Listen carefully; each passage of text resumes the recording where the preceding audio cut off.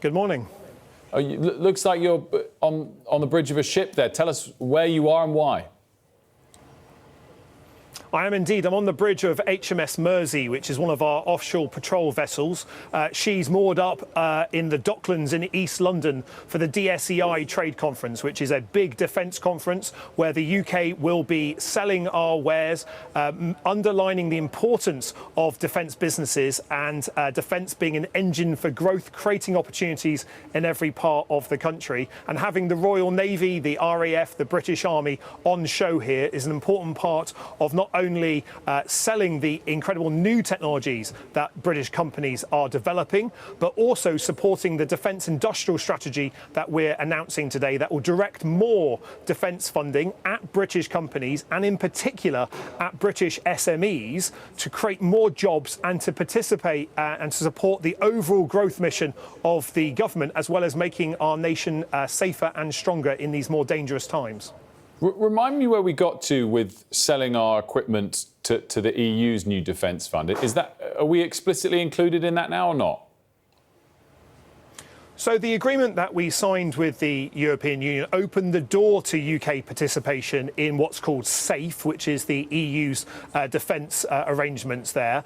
We're having discussions with our EU friends at the moment about what's best to participate in and how best to do that. And we've been clear that we will participate if it's value for money for the British taxpayer and if it supports our defence mission. But it's worth remembering that EU nations are NATO member states as well. And as a government with a declared NATO first approach, securing our own backyard, we're already working with NATO members to create new kit and equipment, and we only need to look at the £10 billion announcement from last weekend for the new Type 26 frigates for Norway that will be built in Scotland. 4,000 jobs secured by that deal, shipbuilding extended on the Clyde by 15 years, to see that when we get these deals right, we can contribute to economic growth in every single part of our country. And that's just the start of our ambition. We want to do even more of those deals. And what we're seeing this week is an important part of showcasing the incredible technology and innovation of British firms in the global marketplace.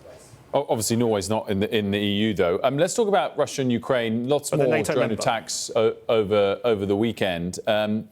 In your eyes, is it now OK for Ukraine to respond and hit Russian government buildings? Well, we've been supporting Ukraine in the fight for a number of years now. In particular, we're keeping the pressure on Putin. Our job as a UK government, as we see it, is to put Ukraine in the best possible position on the battlefield, but also in any future negotiation to come. And that's the reason why we're spending £4.5 billion on support for Ukraine this year, as well as directing that money at British businesses that make the kit and equipment that we then send to Ukraine.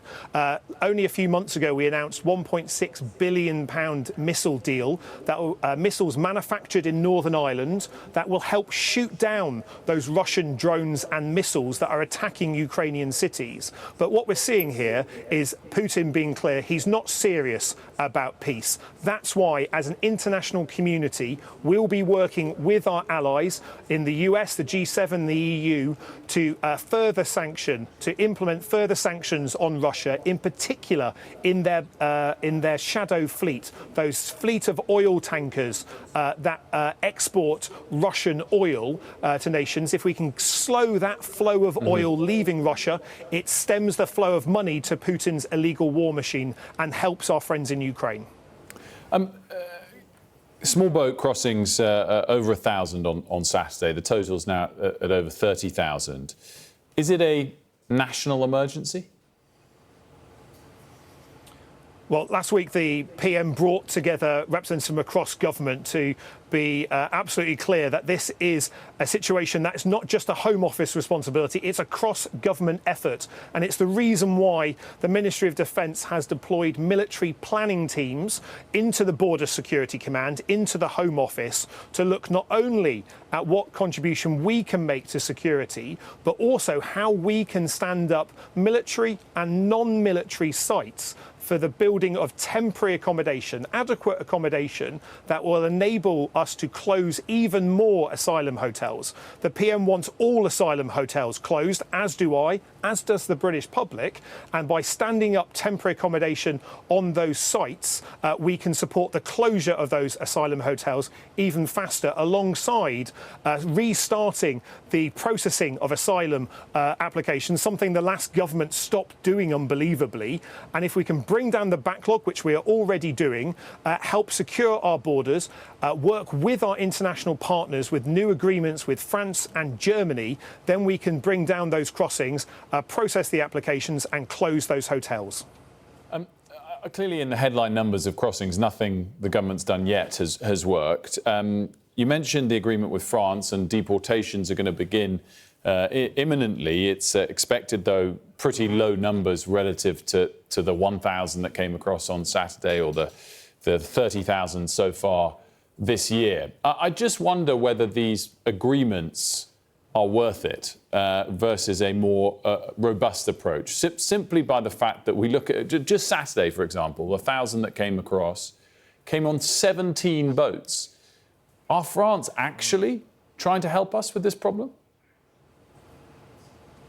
They are, and the agreement that we signed under this government with France will not only enable us to see returns agreements immediately, helping to undermine the business model of the people smugglers. If you get on a small boat and arrive in the UK, you can be turned back and returned, and that's what that agreement said. But also, for the very first time, we secured an agreement from our French friends that they will start tackling French boats in French waters.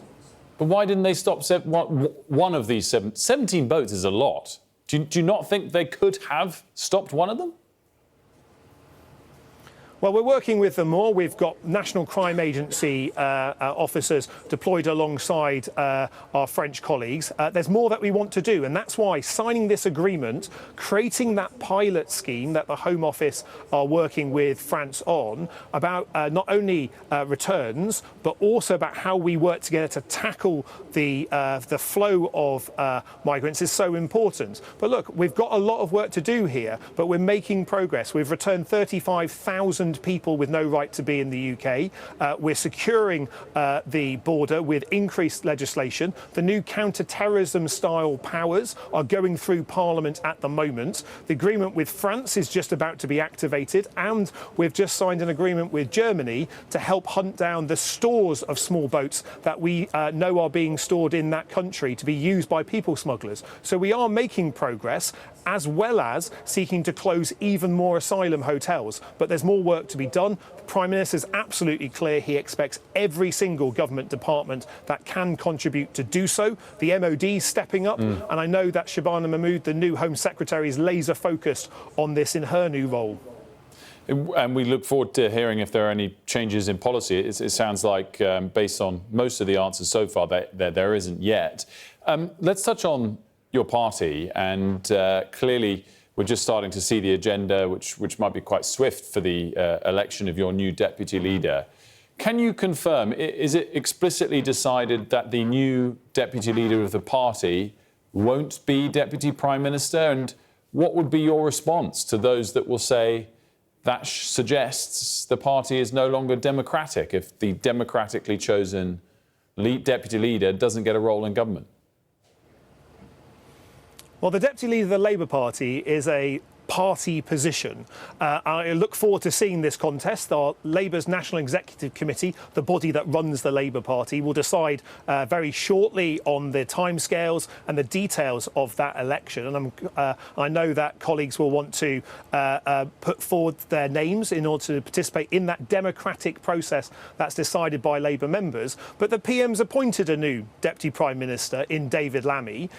We've got a cabinet that is focused now very clearly on growth, having dealt with the fires that were left by the last government in our first year, the second year in office. The PM's very clear. Our objective now is to focus on the change that people voted for, getting the economy moving. We've already seen the UK having the fastest growth in the G7 in the first half of this year, but our ambition is to go even further. And I think the more that we can focus a debate on how we increase growth, how we make sure it's shared in every single part of the United Kingdom, that's the kind of issues that Labour members want to get under the skin of. That's why I think this debate for the deputy leader of the Labour Party will be a debate focused on the positives of what we can do, about how we can be transformative. And look, as a local MP, I've seen kids now being able to start school with a full belly because of the rollout of free breakfast clubs. There are transformative things that this government is doing, and I hope that the deputy leader debate will enable us to have that discussion about how we can go even faster, engaging and making the case for the policies that we were elected to deliver.